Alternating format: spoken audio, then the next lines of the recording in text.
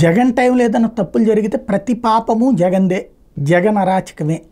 అదే ఇప్పుడు తప్పు జరిగితే అధికారులది. రాసే వార్త నిజం, దాన్ని విశ్లేషించే వక్రీకరణే ఇక్కడ అసలైనటువంటి దారుణం. ఆంధ్రప్రదేశ్కి లేదా తెలుగు రాష్ట్రాలకి పట్టిన శాపం ఇది. ఒకటి చూడండి, రోడ్లు భవనాల శాఖకు సంబంధించి ప్రభుత్వ స్థాయిలో ఏ విధాన నిర్ణయం తీసుకోవాలన్నా విధిగా ఫైలు ముఖ్య కార్యదర్శికి వెళ్ళాలి.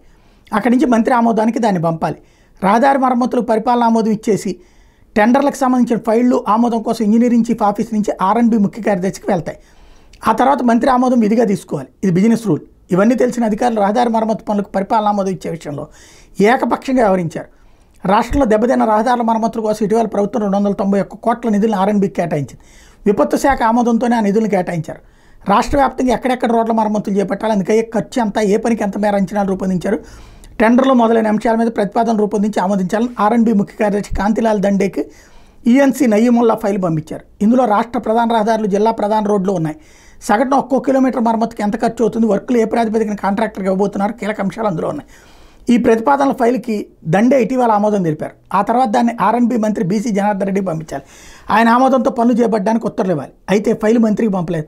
తన స్థాయిలోనే ఆమోదించి ఫైల్ని తిరిగి ENCకి పంపించేశారు. ENC నయీముల్లా ఈ విషయాన్ని గుర్తించారు, కానీ మంత్రి ఆమోదం తీసుకోవాలన్న విషయం ముఖ్య కార్యదర్శికి నివేదించలేదు. ఫైల్ రాగానే వెంటనే పనులు కాంట్రాక్టర్కి అప్పగించేలా నిర్ణయాలు తీసుకున్నారని తెలిసింది.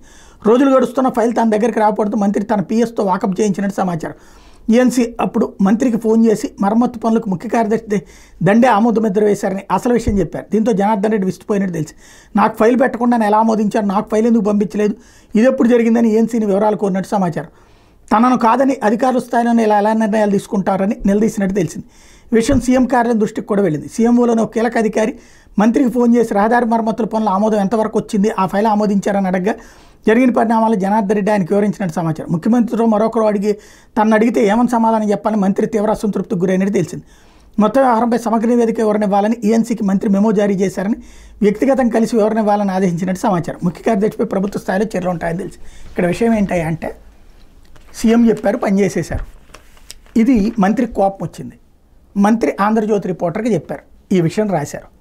ఇదివరకు కూడా జరిగినాయి. అప్పుడు కూడా అధికార యంత్రాంగాలు వాళ్ళు చేసుకెళ్ళిపోతారు, జగన్ పేరు చెప్పుకుంటారు అక్కడ. అప్పుడు జగన్ని దోషిగా చూపించాం, లేకపోతే ఏ సజ్జలను దోషులుగా చూపించాం. మంత్రులు అప్పుడు ఇదే, ఇప్పుడు ఇదే. సమస్య ఏంటంటే ముఖ్యమంత్రులకి పూర్తి స్వేచ్ఛ ఉన్నటువంటి, అంటే ముఖ్యమంత్రులు అధికారుల మీద డిపెండ్ అయితే అధికారులకి ఇక్కడ స్వేచ్ఛ అన్నటువంటిది ఎక్కువైనప్పుడు మంత్రులని ఓవర్టేక్ చేయడం అనేది జరిగిపోతూ ఉంటుంది. ఇది అసలు వాస్తవం. అప్పుడు కూడా ఇట్లాంటివే జరిగింది. కానీ ఆ రోజున ప్రతిదీ కూడా జగన్ని దోషిగా చూపించారు, ఇప్పుడు అధికారులు దోషులుగా చూపెడుతున్నారు. విషయం అయితే త్రూ మంత్రి ద్వారా వెళ్ళాలన్నటువంటి ఒక ప్రోటోకాల్ మర్చిపోయారన్నటువంటి వార్త వాస్తవం.